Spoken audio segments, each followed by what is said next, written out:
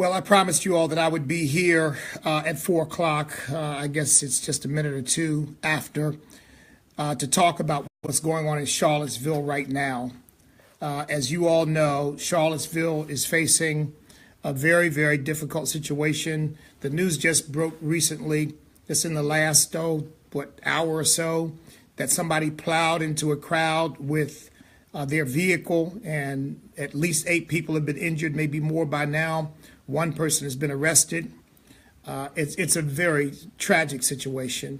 I'm deeply disturbed by it because, of course, I'm a Virginian, and I love the Commonwealth of Virginia. Virginia gave us our Constitution, gave us our Bill of Rights.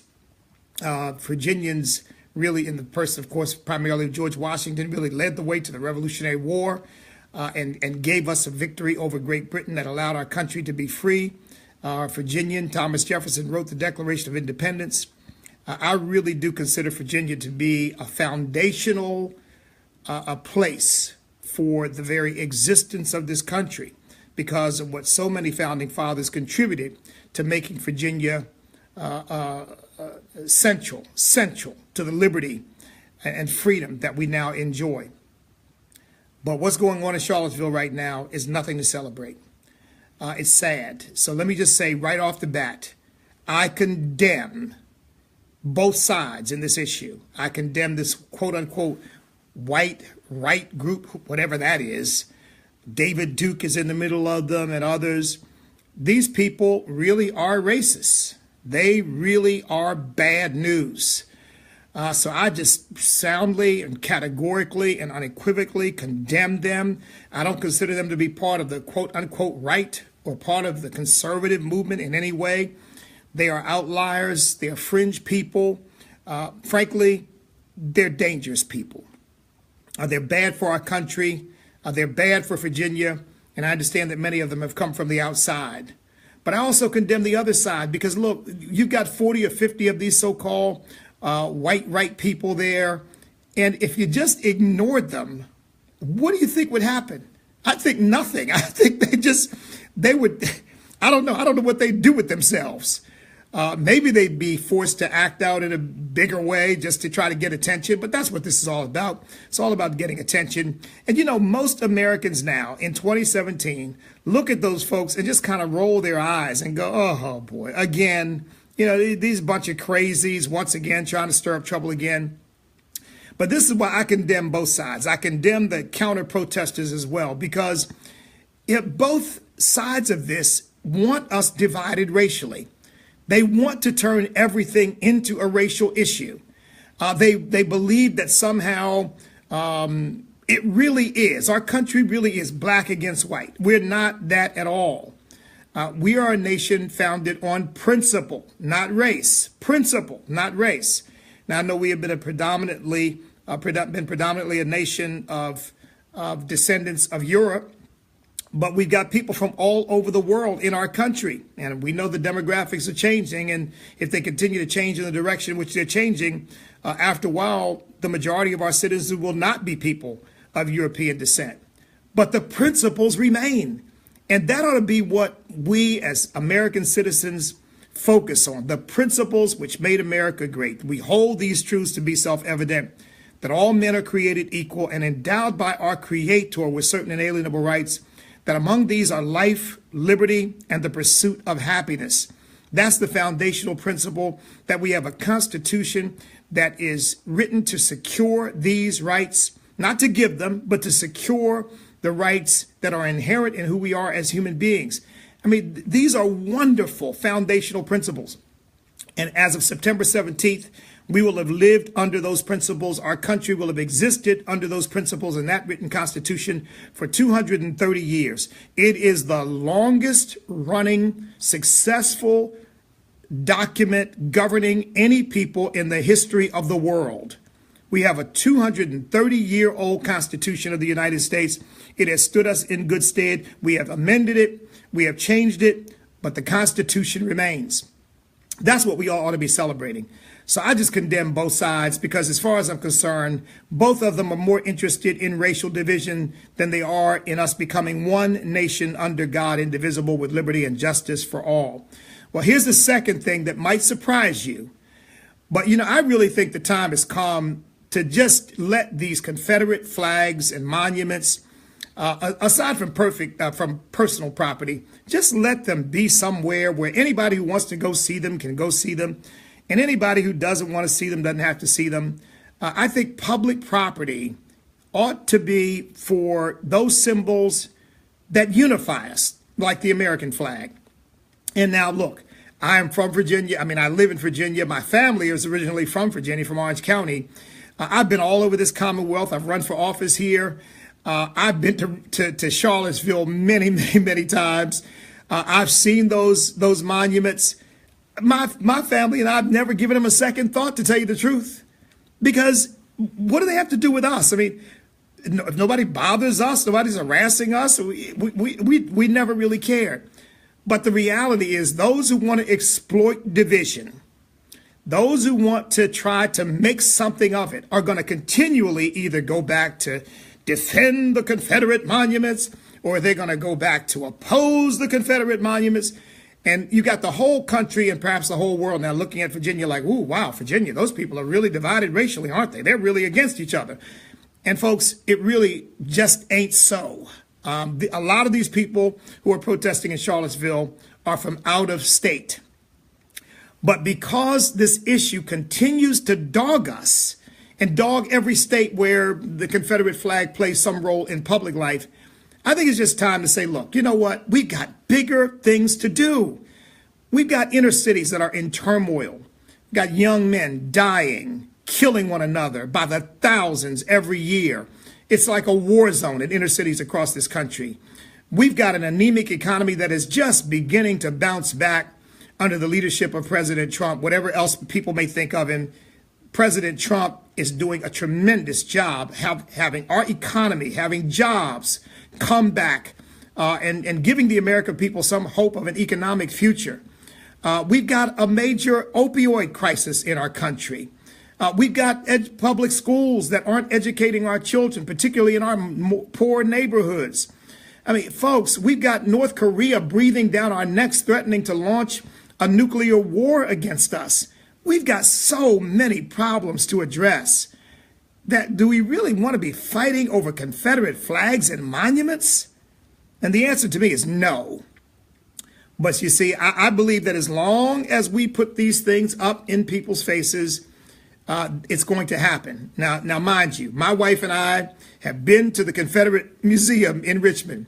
We went in, we felt welcome, we looked around. We just think American history is interesting and fascinating, the good, the bad, and the ugly. And we want to know it and understand it better. And so we're students of American history. But when you put this stuff out there with the kinds of division we've got already, to me, it's just a formula for trouble. And we have so many other things to focus on. Look, if you take every monument down, everywhere they exist, every Confederate monument down, everywhere as they exist, will it give one person a job? Will it make one child get a better education? Will it bring one family back together that's been ripped apart and is being headed up by a single parent mother who is maybe on welfare? Will it make the streets of our cities any safer for the gangs and the drugs that are now plaguing them? Will it do anything to make any American's life better? No, it won't. And if you leave them up, it won't either. I don't even want to argue about it. I really don't. I just want to get past that, because slavery ended 150 years ago. Jim Crow ended, 60 years ago. Why in the world do we really want to go back and keep rehashing the same old battle? But as long as this stuff is in people's faces, they're going to want to do it. So my view is, we got museums, we got parks that are historical sites. Let's put them there. Anybody who wants to go look at them can do that. Anybody who doesn't have to see it. And maybe we can move on to things that are really going to impact the lives of the American people. Now, I know in saying that, there'll be some conservatives and some Republicans who disagree with me. So let me just make something clear. I do not believe, as some do, that anybody who honors the Confederate flag or anybody who wants to honor Confederate heroes and soldiers is racist. Now, I know some are. That's obvious from the what's happening in Charlottesville right now. But I would say many aren't, probably most aren't. They have an affinity and a loyalty to their state, to their families, to their history, and they want to honor that. And I don't have a problem with that at all. In fact, I defend anybody's right to fly a Confederate flag on your pickup truck, on your property. To just put them anywhere you want.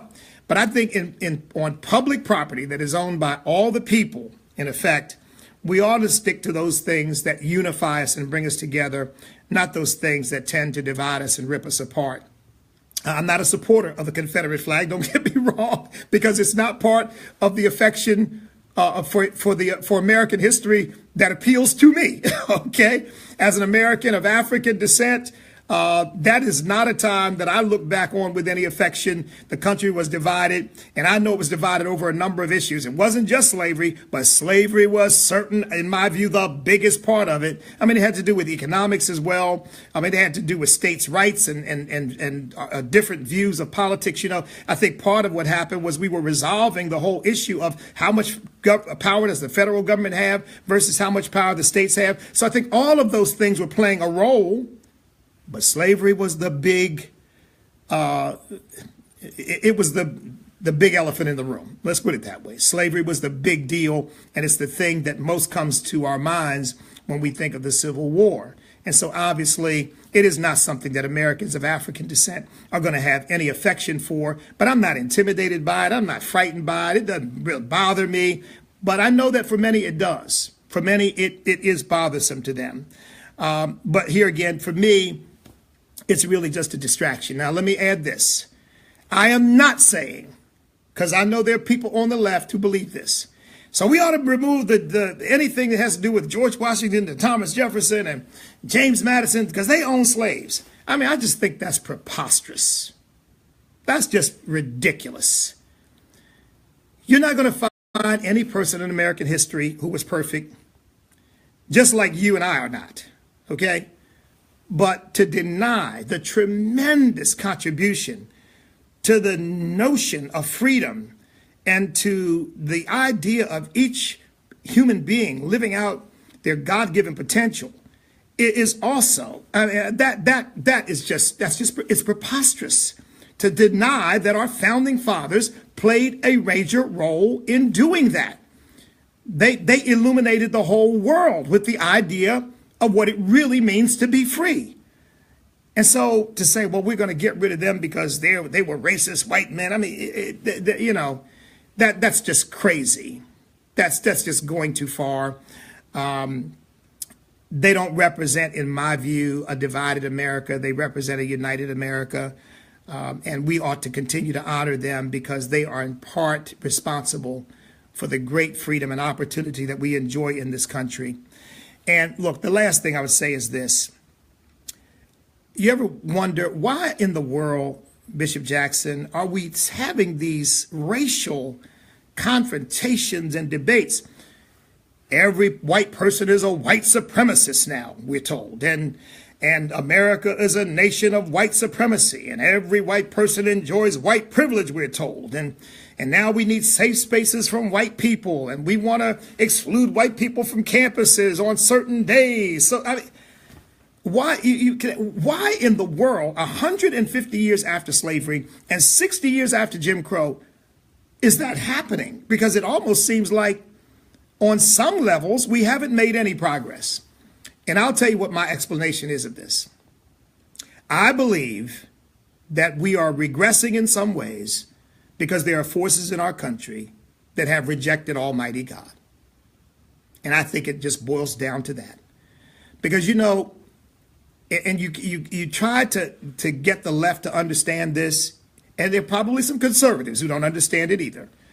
But I think the left, because they have by and large just rejected God completely, they don't understand this, that you can disagree with people and still love them and still care about them and still want them to be blessed and want them to thrive and prosper and grow.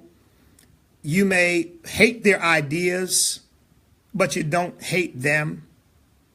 And you may be opposed to their policies, but you don't want their personal destruction. And unfortunately, the further and further we get as a nation from God, the more love goes out the window. Any sense of our common humanity goes out the window. And in fact, somebody was saying that these alt-right, not alt-right, but these, they call themselves the white right, I guess. They had crosses and Christian symbols. Those people are a bit more Christians than the last rat you saw in the sewer. Now, that's just a fact. Because you cannot be a Christian and hate anybody. You can't. Not if you're an authentic Christian, because God forbids it. He commands you to love. He commands you to forgive. And he says, if you don't forgive others, I won't forgive you. But I think the farther we get from that, the more people find reasons to hate one another. And instead of being able to say, you know, we've come a long way racially in this country, we're now looking at people not on the basis of the color of their skin, but as Dr. King said, based on the content of their character. Instead of being able to say that, we're regressing. And it's more and more and more and more and more and more about race, about something as superficial as the color of our skin. And that's all that is. It's very, very superficial. It says nothing about our character. It says nothing about our heart. It says nothing about our intellect. It says nothing about how we treat others. All it says is some of us have lighter skin, some of us have darker skin. And that's all it says. And it doesn't say anything more than that. I don't care what you say. You can say, oh, yeah, no, there are certain racial characteristics. Yeah, but there are a lot of exceptions, too. There are a lot of exceptions. And so when you point at a person and say, these characteristics must be what this person is about because that person's black or because that person's white, you may get your whole bubble burst. I mean, if I may say, all black people can't dance and don't have rhythm, and some white people can dance up a storm and have plenty of it. So you just can't point at a person and say, oh, I can categorize that person. I know what that person is about based on the color of his or her skin. Folks, I say that this stuff that is going on in Charlottesville is an object lesson for all of us. We need to look at it and realize more than anything else, we got to come back to God. You know, to me, the racial divide boils down to a simple principle. Do unto others as you would have them do unto you. Treat other people the way you want to be treated. And if these people were really Christians, they would know what they're doing is not that. Treat others the way you want to be treated. And that's the basis for reconciliation and forgiveness and healing and hope and looking at the future in a positive way. And the only way we're going to be able to do that is to come back to the God of the Bible, the Judeo-Christian values that birthed this nation, and come back to the principle of one nation under God, because only then will we be indivisible and can we have liberty and justice for all. So God bless you all. Be praying for our country, and let's pray that we'll all ultimately be able to get together under one flag, and that's the flag of the United States of America. God bless you all.